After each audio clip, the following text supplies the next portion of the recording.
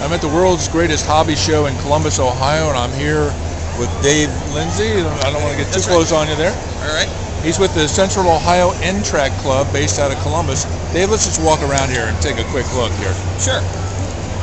How many guys, stay real close to me here, how many guys are in the club?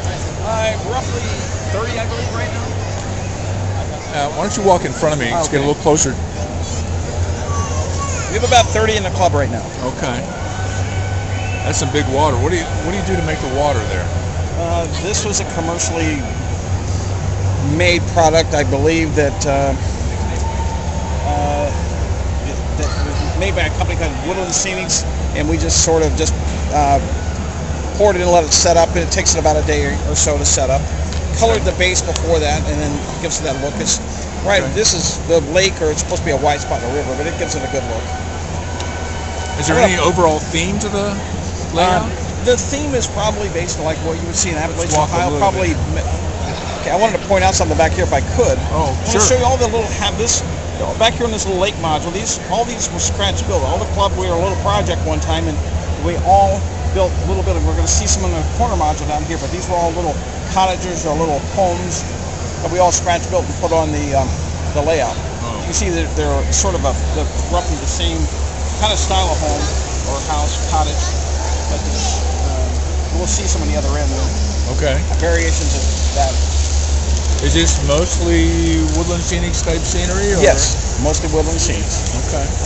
But you see this, again, a lot of this is what you would see in around southern Ohio, Appalachian parts of Ohio, probably in the 50s or 60s. Okay. This maybe goes out a little bit. This is a little bit more modern facility here. Back where we were looking together, scratch-built buildings, these buildings were all the same off the same little session we had. Okay. How often one of our members, Wes Shanklin, he had to make his a lot different than everybody else's. So as you can see, his building here looks like maybe they had a fire. The fire truck got there, but apparently they got here a little bit late. And how often do you guys get together to work on this? Well, this layout stays in our tour. We take this layout out about 8, 10 times a year. There's other pieces for it. Some of these are club owned, and some of these are individually owned. Okay. This particular module I personally own. Yeah, that's nice. I like that.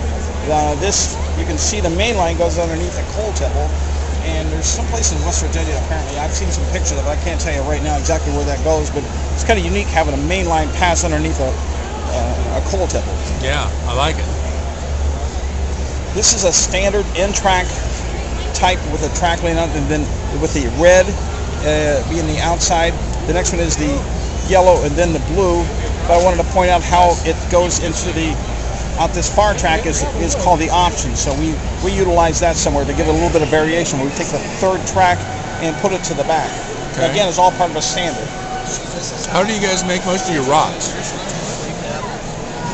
It's a lot of this is just like the blue styrofoam, like maybe they use in building material, in building construction. Yeah. And then we just use plaster and then just sort of carve it the way we look, and then stain it with another like a Woodland Scenics type product. If we don't like what it looks like, we'll scrape it off and do it again.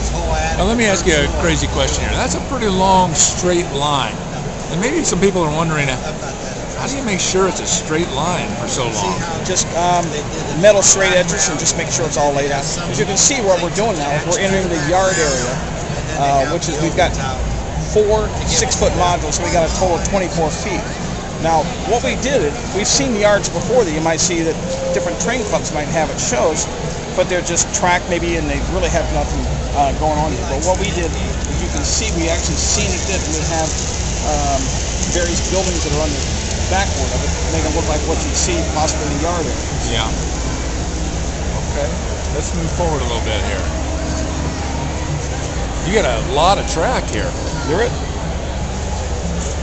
When we're over here on this siding, we actually have the main line. Here we are at the red, and then there's 2 sidings of it, so you can.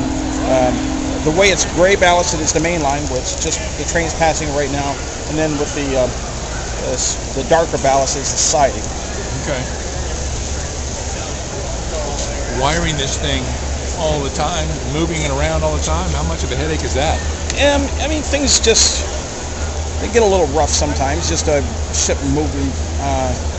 So we got to take first aid kit, scenic first aid kit with us. When we get there, we may have to glue a few things back together that sometimes we might change it a little bit, and sometimes even looks better after it's been, a few things have dropped off. Yeah.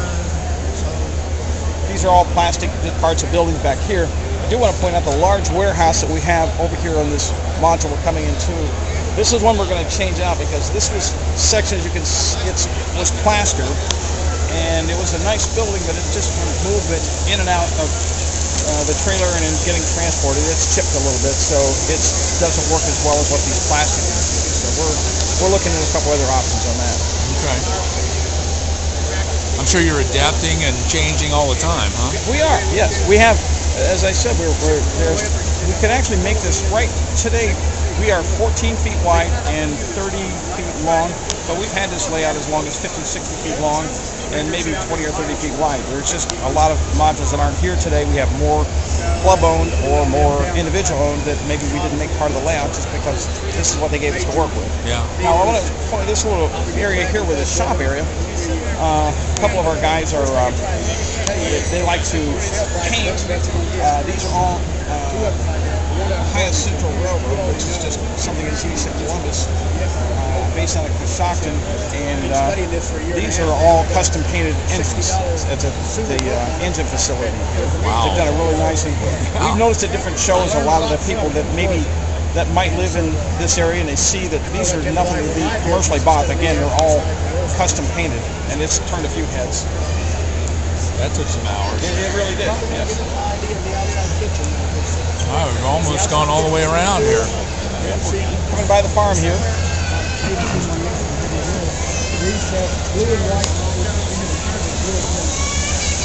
Well, it's a great layout, and especially since you have to build it in pieces and carry it around all the time, it's very nice. Well, good, thank you. Thanks, Dave. Thanks for the look. Okay, thank you.